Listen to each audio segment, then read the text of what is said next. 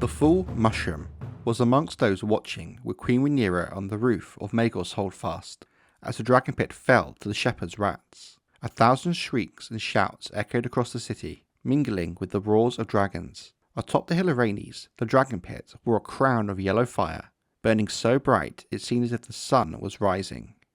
Even the queen trembled as she watched, the tears glistening on her cheeks. "Never have I seen a sight more glorious," the fool said. Many of the queen's companions on the rooftop fled, the dwarf tells us, fearing that the fires would soon engulf the entire city, even the Red Keep atop Aegon's high hill. Others took themselves to the castle sept to pray for deliverance. Rhaenyra herself wrapped her arms round her last living son, Aegon the Younger, clutching him fiercely to her bosom. Nor would she loose her hold upon him until the dread moment when her dragon, Syrax, fell.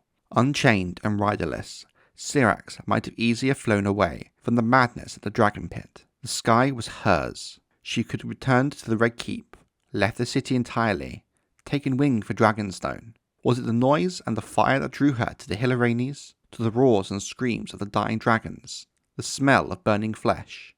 We cannot know. No more than we can know why Syrax chose to descend upon the shepherd's mobs, rending them with tooth and claw, and devouring dozens, where she might as easily have rained fire from them from above. For in the sky, no man could have harmed her. We can only report what happened, as Mushroom, Septon Eustace, and Grandmaster Munkin have set it down for us. Many conflicting tales are told of the death of the Queen's dragon. Munkin credits Hob the Hewer and his axe, though this is almost certainly a mistake, and we have no way of knowing this. Could the same man truly have slain 2 dragons on the same night, and in exactly the same manner? Some spoke of an unknown spearman, a blood-soaked giant who leapt from the dragon pit's broken dome onto the dragon's back. Others relate how the knight, named Sir Warwick Wheaton, slashed a wing from Syrax with a Valyrian steel sword. A crossbowman named Bean would claim the kill afterwards, boasting of it in many a wine sink and tavern, and so one of the Queen's loyalists grew tired of his wagging tongue and cut it out. Possibly all of these could have some truth to them, save for Hob, and played some role in the dragon's demise, but the tale most often heard in King's Landing named the shepherd himself as the dragon slayer, as unlikely as that may be. As others fled, the story went the one-handed prophet stood fearless and alone against the ravaging beast, calling on the Seven for strength, till the warrior himself took form, 30 feet tall. In his hand was a black blade made of smoke that turned to steel as he swung it, cleaving the head of Syrax from her body. And so the tale was told, even by Septon Eustace in his account of these dark days. And so the singers sang it for many years thereafter. The loss of both her dragon and her son, Prince Joffrey, left Rhaenyra Targaryen broken and inconsolable. Attended only by the fool, she retreated to her chambers, whilst her counsellors and courtiers conferred, but all knew the truth of the matter. King's Landing was lost. They must need abandon the city by morning, and reluctantly, Rhaenyra agreed, and was persuaded to leave the city the next day, at dawn as the sun rose.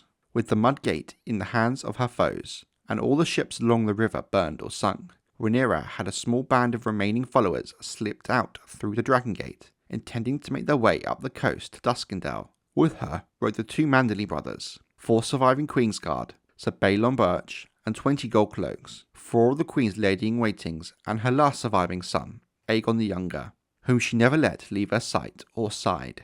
Mushroom remained behind, along with the other members of the court, among them Lady Misery, the Mistress of Whisperers, and Septon Eustace. Sir Garth the Harelip, captain of the Gold Cloaks at the Dragon Gate, was charged with the defence of the castle, a task for which Harlip proved to have little appetite. Her Grace had not long been gone half a day when Sir Perkin the Flea and his gutter knights appeared outside the gates, demanding that the castle yield. Though outnumbered 10 to 1, the Queen's garrison might still have resisted, having a strong defensive position and enough supplies to last a long siege. But Sir Garth chose instead to strike Rhaenyra's banners, open his gates, and trust to the mercy of the foe. Maybe he thought he had a better chance of freedom with the Flea than Prince Daeron and his closing army.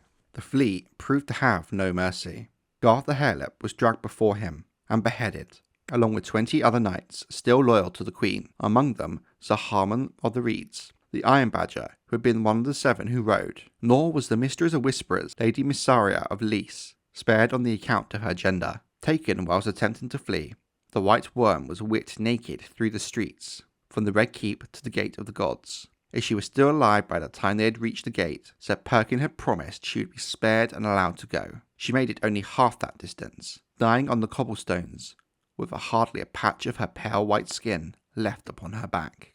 Septon Eustace feared for his own life. Only the Mother's mercy saved me, he writes, though it seems more likely that Sir Perkin did not wish to provoke the enmity of the faith. The Flea also freed all of the prisoners found in the dungeons below the castle, among them Grand Maester Orwyle and the sea snake Lord Corlys Velaryon. Both were on hand the next day to bear witness as Sir Perkin's gangly squire, Trystane, mounted the Iron Throne. So too was the Dowager Queen Alicent of House Hightower. Down in the Black Cells, Sir Perkin's men even found King Aegon's former master of coin, Sir Tywin Lannister, still alive. Though Rhaenyra's torturers had blinded him, pulled out his fingernails, and cut off his ears, and relieved him of his manhood.